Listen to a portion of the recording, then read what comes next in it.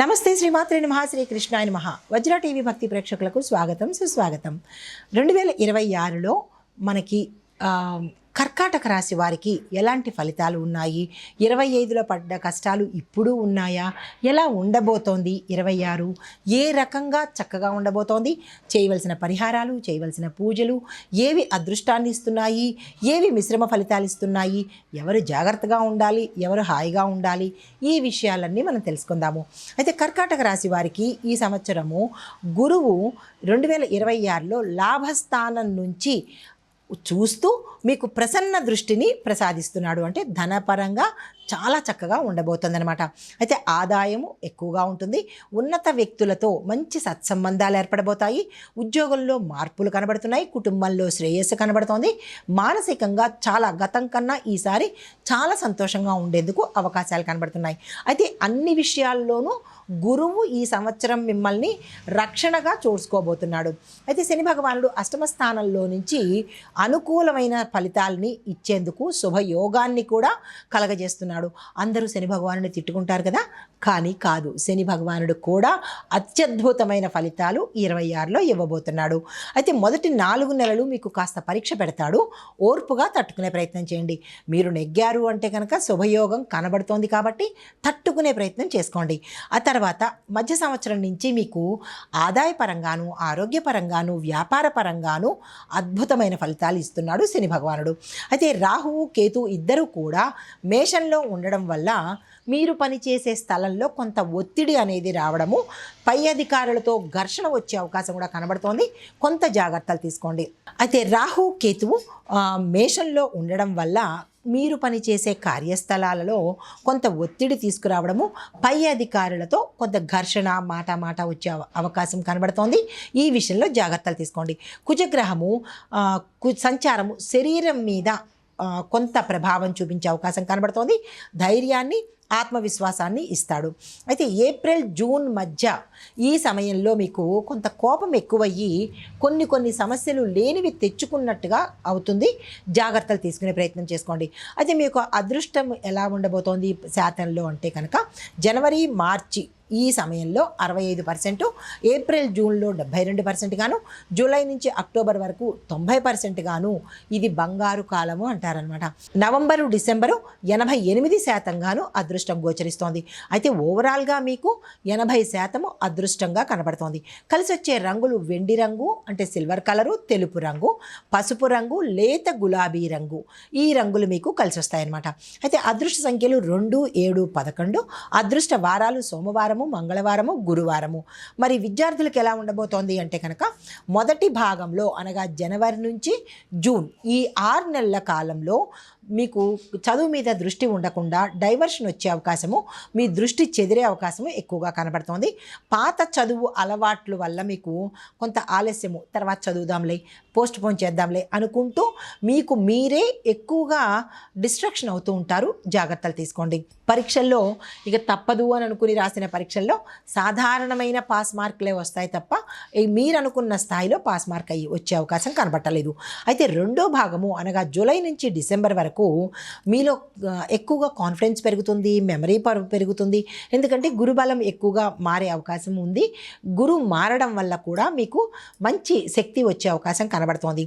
గణితము, శాస్త్రము, తర్వాత శాస్త్రం అంటే సైన్స్ అన్నమాట, వైద్య రంగాలలో చదువుతున్న వాళ్లకు ఉత్తమమైన ఫలితాలు వచ్చే అవకాశం కనబడుతుంది. పోటీ పరీక్షల్లో ఎవరైతే ఈ సమయంలో రాస్తారో వాళ్ళకి విజయం లభించే అవకాశము, మీరు అనుకున్న ర్యాంక్ని టచ్ చేసే అవకాశం కనబడుతుంది.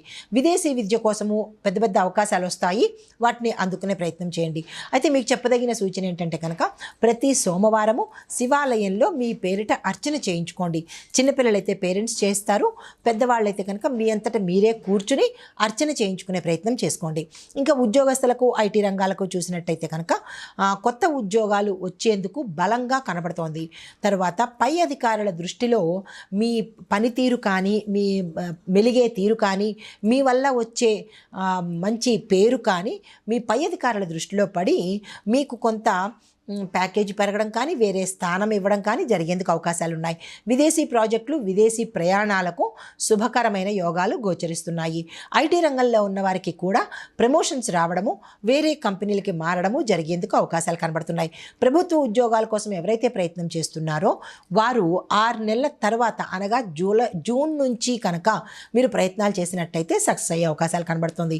అయితే జాగ్రత్తలు తీసుకోవాల్సిన మాసాలు ఏవంటే మార్చి, ఏప్రిల్ ఈ 2 నెలలు మీకు ఇబ్బందికరంగాను ఒత్తిడిగాను ఉంటాయి. రాహు ప్రభావంతో మీ యొక్క సహోద్యోగులతో అంటే మీతో ఎవరైతే పనిచేస్తుంటారో వాళ్ళు మిమ్మల్ని అపార్థం చేసుకుని ఇబ్బంది పెట్టేటట్టుగా గోచరిస్తోంది. అయితే అక్టోబర్ నుంచి అంటే జూలై నుంచి మీకు అక్టోబర్ వరకు అస్సలు తిరుగులేదు, మంచి ఫలితాలు పొందుతారు. ఇంకా వ్యాపారస్తులు బిజినెస్ చూసుకున్నట్టయితే కనుక కొత్త పెట్టుబడులు పెట్టుకోవడానికి ఈ సమయము చాలా గొప్ప కాలము అని చెప్పచ్చు. ఆ దిశగా ప్రయత్నం చేసుకోండి. పాత రుణాలు తీరిపోతాయి. భాగస్వామ్య వ్యాపారాల్లో అద్భుతమైన లాభాలు గోచరిస్తున్నాయి. ఎవరైనా పార్ట్నర్షిప్ వ్యాపారం ఇప్పుడు చేద్దాము అని అనుకుంటే కనుక నిరభ్యంతరంగా ముందుకెళ్లే ప్రయత్నం చేసుకోండి. విదేశీ వ్యాపారాలకు కొత్తగా అవకాశాలు వస్తాయి, వాటిని అందుకునే ప్రయత్నం చేసుకోండి. నిర్మాణము అంటే కన్స్ట్రక్షన్ డిపార్ట్మెంట్, కన్స్ట్రక్షన్ విభాగము, ట్రాన్స్పోర్టు, మెడికల్ ఈ 3 విభాగాల్లో కూడా అభివృద్ధి రావడము, లాభాలు రావడము జరుగుతుంది. ఎవరైనా కొత్తగా మేము ఈ వ్యాపారం చేద్దాము అని అనుకున్న వాళ్ళకి ఇది అద్భుతమైన కాలము, మీరు ముందుకు రావచ్చు. అయితే జాగ్రత్తగా ఉండవలసిన నెలలు దేనికంటే కనుక జనవరి, మార్చి ఈ 2 నెలల్లోనూ పెట్టుబడుల జోలికి వెళ్ళకండి. తర్వాత నెలల్లో ప్రయత్నం చేసుకోండి. ఆగస్టు నుంచి అక్టోబర్ వరకు మీకు అద్భుతమైన లాభాలు, మీరు ఊహించిన దానికన్నా ఎక్కువ లాభాలు వచ్చే అవకాశం కనబడుతోంది. అయితే వ్యవసాయదారులకు చూసుకున్నట్టయితే కనుక కొత్త సాగు పద్ధతులు మీరు అవలంబించినట్టయితే కనుక మళ్ళీ పాత పద్ధతులే కాకుండా కొత్తగా మీరు టెక్నాలజీ పరంగానో లేదా అప్డేట్ అయ్యే వెర్షన్లోనో మీరు వ్యవసాయం చేసినట్టయితే మంచి లాభాలు వచ్చే అవకాశం కనబడుతుంది. పంటల ఉత్పత్తి కూడా పెరిగేందుకు అవకాశం ఉంది. నీటి సమస్యలు ఏవైనా గతంలో ఉంటే కనుక మీకు అవి తగ్గుముఖం పట్టి మంచి పంట దిగుబడి వచ్చే అవకాశం ఉంది. తర్వాత ఆయకట్టు ప్రాంతాల్లో వరదలు వచ్చే అవకాశం ఉంది. కాబట్టి జూలై, సెప్టెంబరు ఈ మాసాల్లో కొంత రైతులు జాగ్రత్తలు తీసుకోండి. అయితే లాభదాయకమైన పంటలు ఏవి వేస్తే బాగుంటాయంటే కనుక పసుపు, పామాయిలు, తర్వాత నువ్వులు, వరి 2వ పంట మీకు అద్భుతమైన లాభాలు, దిగుబడి, రేటు పెరిగేందుకు అవకాశాలు కనబడుతున్నాయి. అయితే పశు సంరక్షణ, పాల వ్యాపారము ఇవి ఎవరైతే అంటే పాల ఉత్పత్తులు కూడా దీనికి సంబంధించిందే కాబట్టి ఆ ప్రయత్నాలు చేసినా కానీ మంచి లాభాలు వచ్చే అవకాశం ఉంది. అయితే ఇంకా రాజకీయ రంగంలో చూసినట్టయితే కనుక కొత్త పదవులు, ఇన్నాళ్ళు మీరు చేస్తున్న పదవులకు మించి వేరే పదవులు రావడము, పబ్లిక్లో మీ యొక్క ఇమేజ్ పెరగడము, మీకు ఆదరణ, గౌరవము, మర్యాద పెరగడము, పెద్దల యొక్క అండదండలు మీకు సంపూర్ణంగా ఈ సమయంలో వస్తాయి. మీకు వ్యతిరేకంగా ఎవరైతే కుట్రలు చేస్తారో వాళ్ళ కుట్రలు అక్కడి వరకే ఆగిపోతాయి తప్ప మిమ్మల్ని టచ్ చేసే అవకాశము కనిపించదు. అయితే మార్చి, ఏప్రిల్ నెలల్లో మీరు మాట్లాడే తీరులో కానీ మీ ప్రసంగాల్లో కానీ తప్పులు దొర్లి కొంత ఇబ్బంది పడే అవకాశం కనబడుతోంది. ఈ 2 నెలలు మీరు జాగ్రత్తలు తీసుకోండి. అయితే రియల్ ఎస్టేట్ చూసినట్టయితే కనుక ఈ సంవత్సరం ఉత్తమమైన సమయము. ఎవరైతే భూమి కొనుక్కోవాలనుకుంటారో, ఇల్లు కొనుక్కోవాలనుకుంటారో ఈ సమయం చాలా చక్కగా ఉండబోతోంది. అయితే ఏప్రిల్, జూలై ఈ 2 నెలల్లో స్థలాలు కొనుక్కోవడానికి అత్యుత్తమమైన సమయం అన్నమాట. అయితే మరి ఆగస్టు, అక్టోబర్ దేనికంటే ఇల్లు కట్టుకోవడానికి మంచి సమయము. మరి నవంబరు, డిసెంబరు ఏంటంటే కనుక పాత ఆస్తుల మీద ఏదైనా వివాదాలు కానీ, కోర్టు కేసులు కానీ, సమస్యలు కానీ ఉంటే అవి తీరిపోయి మీ పట్ల తీర్పు వచ్చేటట్టుగా గోచరిస్తోంది. ఇంకా ఆరోగ్యం చూసినట్టయితే కనుక మానసికంగా చాలా ఒత్తిడి ఫీల్ అవుతారు. ఆ డిప్రెషన్లోకి వెళ్ళిపోయే అవకాశాలు ఎక్కువ కనబడుతున్నాయి. ఊపిరితిత్తులకు సంబంధించి, జీర్ణాశయానికి సంబంధించి కొంత ఇబ్బందికరంగా ఉండేందుకు అవకాశాలు కనబడుతున్నాయి. అలా ఏదైనా ఉంటే కనుక డాక్టర్ పర్యవేక్షణ చేసుకోండి. అయితే మీరు జాగ్రత్తగా ఉండవలసిన నెలలు ఏవంటే కనుక ఫిబ్రవరి, ఏప్రిల్ ఈ 2 నెలలు మానసిక ఆందోళన, నిద్రలేనితనము ఉండే అవకాశం ఉంది. అయితే మే, జూన్లో మీరు ఇన్ఫెక్షన్లకి గురి అయ్యే అవకాశం ఉంటుంది. అంటే స్కిన్ ఇన్ఫెక్షన్స్ కావచ్చు, లంగ్స్ ఇన్ఫెక్షన్ కావచ్చు, బ్లడ్లో ఇన్ఫెక్షన్ కావచ్చు. ఇలా ఇన్ఫెక్షన్లకి గురి అయ్యే అవకాశాలు మే, జూన్ వీటి సమయంలో జాగ్రత్తగా ఉండండి. జూలై నుంచి సెప్టెంబర్ వరకు మీరు అంటే ఎక్కువగా బరువు పెరగడం కానీ, అనారోగ్యం పాలవడం కానీ, హాస్పిటలైజ్డ్ అవ్వడం కానీ ఈ మాసాల్లో జరిగే అవకాశాలు ఉన్నాయి. అలాంటివి ఏవైనా సూచనలు కనబడితే డాక్టర్ పర్యవేక్షణకు వెళ్ళండి. ఇంకా కుటుంబము, వివాహము, ప్రేమ, పెళ్ళిళ్ళు అవి చూసుకున్నట్టయితే కుటుంబాల్లో శుభకార్యాలు జరిగేందుకు అవకాశం ఉంది. వివాహ యోగం చాలా బలంగా ఉంది, ప్రయత్నాలు చేసుకోండి. అయితే ప్రేమలో ఉన్నవారికి మంచి నిర్ణయాలు మీరు తీసుకోవాలి. మీ సొంత నిర్ణయాలు కాకుండా మీ పేరెంట్సో పెద్దలో వారి యొక్క సలహాను పాటించే ప్రయత్నం చేసుకోండి. పిల్లల చదువు, భవిష్యత్తు మీద మంచి ప్రభావం పడేందుకు అవకాశాలు ఉన్నాయి. పెద్దల ఆరోగ్యం కూడా గతంలో కన్నా ఈసారి మెరుగయ్యే అవకాశాలు కనబడుతున్నాయి. అయితే మీరు జాగ్రత్తగా ఉండవలసిన మాసాలు ఏవంటే కనుక మార్చి, ఏప్రిల్ ఈ 2 మాసాల్లో మాటలు జాగ్రత్తగా ఉండేందుకు చూసుకోండి. జూన్ మంత్లకు వచ్చేటప్పటికి అంటే జూన్ నెలలో ప్రేమ విషయాల్లో మీకు అపార్థాలు తొంగి చూసే అవకాశం కనబడుతోంది. అలాంటి ఇబ్బందులు ఏవైనా వస్తే కనుక పెద్దల ద్వారా మీరు మంచి నిర్ణయాలు తీసుకోండి. అయితే పరిహారాలు ఏం చెయ్యాలి అని అంటే కనుక సోమవారం నాడు అంటే మనకి ఈ సంవత్సరంలో ఎన్ని సోమవారాలు వస్తాయో అన్ని సోమవారాలు ఉపవాసం ఉండే ప్రయత్నం చేయండి.